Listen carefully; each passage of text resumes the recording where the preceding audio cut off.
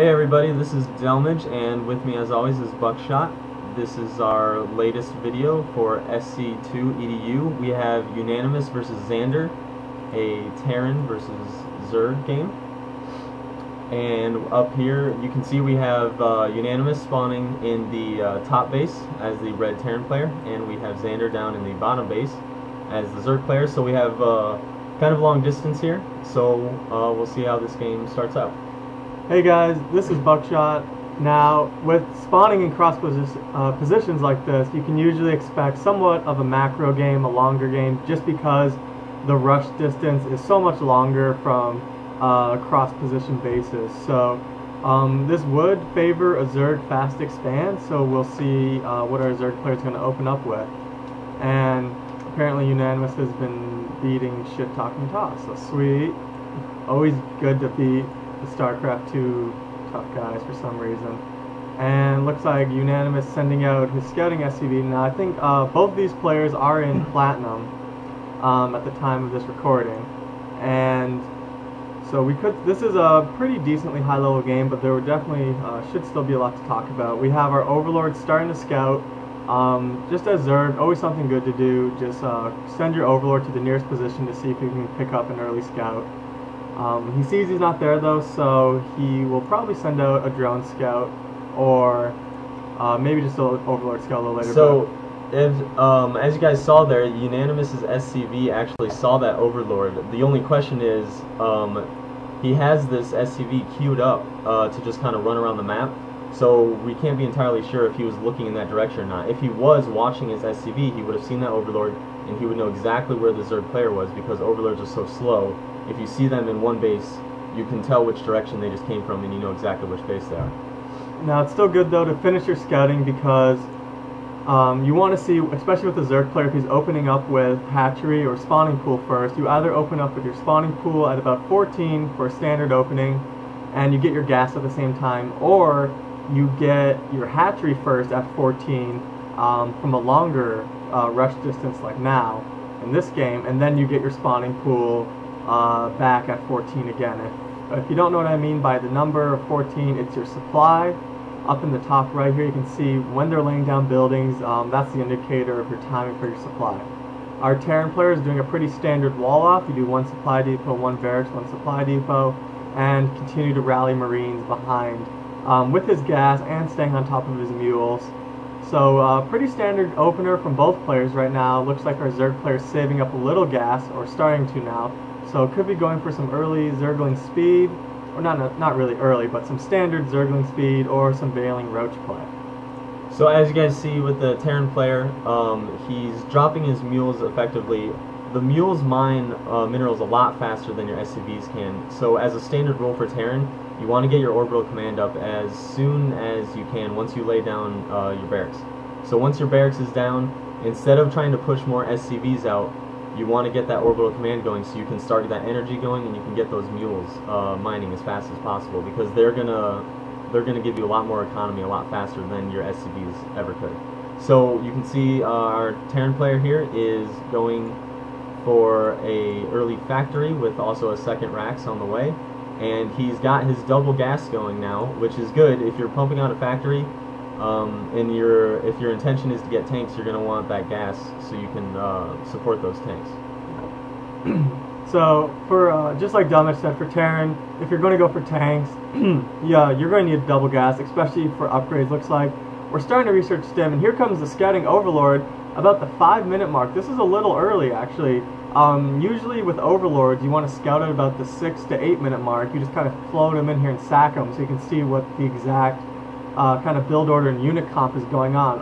But with that earlier, about 5 minutes in game time, scout, all he really saw was a factory. Now this could be Blue Fire Hellions, which he's actually making a Hellion right now, or it could be Siege Tech, which is actually being researched. So you really want to save your Overlord scout for about the 6 to 8 minute mark. So that was a little early, still a little bit in the dark about what's going on. We have our Layer Tech on the way though, and let's see, we got some spine crawlers for defense, and we have Zergling speed now is now complete, and really right now just kind of droning up. Looks like he's starting to take his second gas and his third gas, I wouldn't be surprised if we saw some Mutalisks play. If he wants to do that, though, he should definitely take this 4th gas geyser here to be able to support mutas, as they are very gas intensive. So if we look at it, our siege research just finished up here, and we have stim on the way, so we're probably going to be getting some tanks out here. We did have a Hellion being built. Yep, there it is down here, and he's just going to be scouting around. Looks like he's queued him to look at a couple different areas. He's just taking out the Zelnaga towers. Not a bad idea. You don't, I mean, if you can deny your opponent of having sight of the map, that's always a good thing. Sight in StarCraft is very important, because the more sight you have, the more you can see what's coming. You know exactly what your opponent's doing. You know how to counter the moves. StarCraft is all about knowing what your opponent's doing and countering what he's doing. So having sight is always the best thing to do. Now you can see our Hellion is looking around for the timing of this 3rd expansion. He wants to know when that's going to go down. The Hellion actually sneaking right by here, but running into some spine crawlers, not really catching a glimpse of anything. I don't think our Zerg player knows, but let's see. Yeah, our Zerg player does not know our Terran player is expanding yet. So he has his command center on the way, building it in his base, being very safe with it, throwing up a starport and an engineering bay, keeping on top of his mules. So being pretty good right now. But our Zerg player is actually going with infestors, which recently did just get buffed, so their fungal growth is a lot more powerful now. And we have pathogen glands on the way, so infestors will start with more energy. So we'll be able to fungal growth a little easier. And sticking with the 3 gas right now, so it looks like our Zerg player is going to go for some sort of Zergling infestor play, and not really, and just now securing his 3rd base around the 8-minute mark, which is actually right around the 9-minute mark. Actually, that's about standard. A Zerg will typically claim his 3rd base, from about the 9 to 11-minute mark, right about the 10. Seems to be somewhat of a standard, and good timing too, because our Terran 2nd base just finished. And as Zerg, you always want to be 1 base ahead, so grabbing the 3rd base just as our Terran gets his 2nd. So very good timing, and almost a little game sense on our Zerg player. The one thing I'm not agreeing here is we have a lot of infestors coming out. But the one thing I'm not necessarily agreeing with the Zerg player's style of play is that there's not a lot of scouting going on. He has a lot of map vision, but he doesn't know exactly what the Terran player's up to. And kind of a standard opening for Zerg against Terran is you want to try and get some Banelings, because that's just going to roll through any kind of early bio ball and any type of early Terran aggression.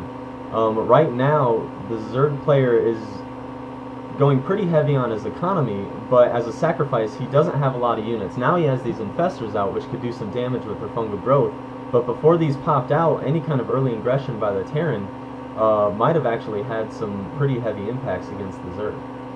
You'll notice that, definitely just like what Delmich said, a pretty standard opener versus a Zerg player is a 2-rack aggression, where you just make 2 barracks and then send in some Marines to make the Zerg a little scared to build drones, because if he's building all drones and you come at him with about 10 Marines, he's probably will be in a lot of trouble.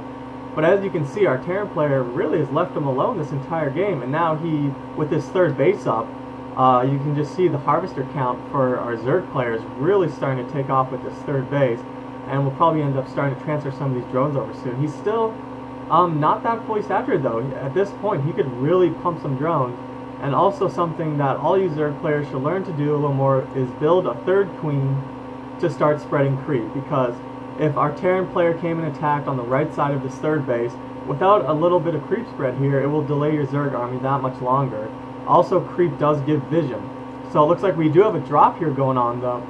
4 medevacs and a bunch of Marines, and looks like they're going to go right for this 3rd base, as our Hellion did scout this. And even though there's not a whole lot of drones here, these 3 drones definitely got misclicked to the geyser. They need to get back to work as soon as possible. But here comes the drop right now. An infestor, good reaction time on the infestor. Should fungal growth these Marines all as once they finally come down. A fungal growth should be utilized right now on this group of Marines. And yep, there it is. Catching the medevacs also. And this is what you can do with infestors. All you have to do is just keep fungal growthing them. A little bit of a misclick there. You want to make sure you stay. There's the good fungal growth. And the medevacs just can't keep up. See, as a few Marines do survive, but now here come the Zerglings to the softened up fungal growth Marines, and now it's definitely a pretty easy cleanup using this ball of infestors for fungal growth. Well, one thing to note here is that if the Zerg player had a queen down here, with that fungal growth, it would have frozen the medevacs in place, and the queen might have been able to pick off some of these medevacs. As you can see, they're all pretty low on health. This one only has 9 health. So it's not vital, but if you take out some medevacs, you're going to end up hurting the economy, whereas if those medevacs can fly back and get repaired, you've done no damage to the Terran army.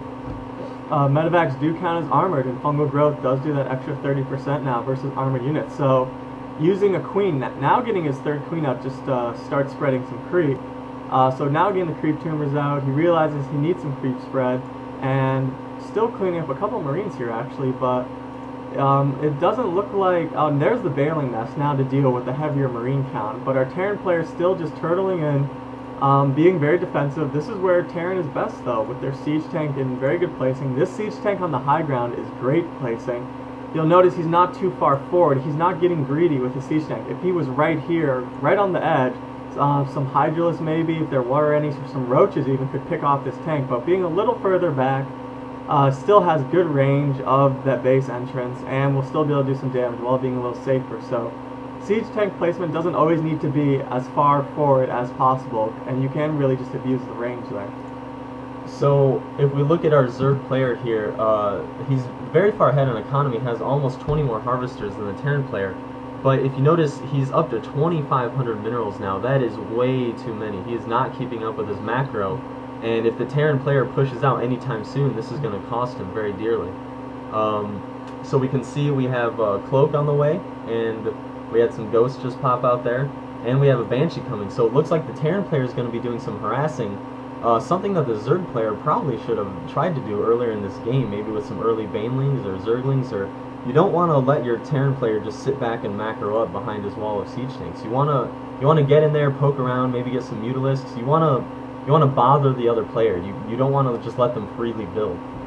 Now you'll notice something about with the Terran playing defense on this map. With siege tanks on this high ground and this high ground, you cover your entire base entrance, and if you keep your army just kind of moving back and forth through here, and if you see the Zerg player coming up on this side, you still have siege tanks here to help defend your third, or if they go right into the natural in your main, you still have siege tanks here defending the choke. So letting a Terran player with siege tanks on this map get good positioning is definitely, it can be a problem to break, and you're going to need some Mutalisks play. But as you'll notice, our Terran player actually doing something very smart right now. He saw infestors, Zerg, and Zerglings. So what did he do? And he saw no Mutalisks on the field. So what did he do? He went right for Banshees. He got Banshees, and he got a few Ghosts to use EMP, because now Infestor play is becoming more popular with the recent buff. So that means Ghost play is going to be a little more popular to counter that, because EMP and Infestor is worthless. There's nothing it can do. It is the same as a High Templar. It has no base attack, unlike a Ghost, who does have a base attack, which isn't that bad against light units actually. So it looks like he's coming in here though. Probably needs to cloak up real quick here, but oh, he's cloaked. Oh, and the neural parasite actually gets him while cloaked as he was cloaking, and now he's running around. Oh man, that was lucky. Look how long that thing goes. Lucky.